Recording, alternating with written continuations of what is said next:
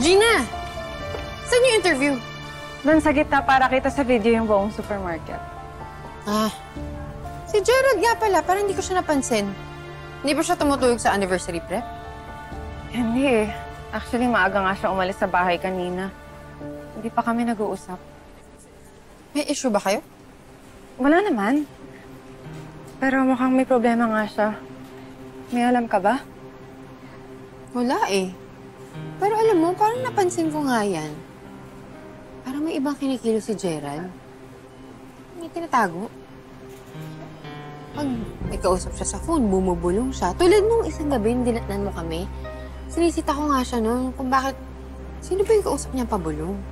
Nanay daw niya kausap niya, Betsy. Nanay? Eh kung nanay niya, ba't di niya nalang sinabi sa akin? Ewan ko pagkausap ko naman yung nanay ko, hindi naman ako bumubulong. Ibang kausap. Kaya may babae siya. Betsy naman. Sorry.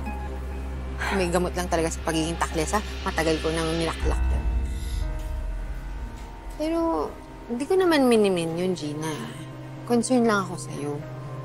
And bilang FF mo, dapat nagsasabi ako sa'yo ng totoo, di ba? Huwag mong baliwalain ang totoo mo. Kung feeling mo may nangyayari kay Gerald.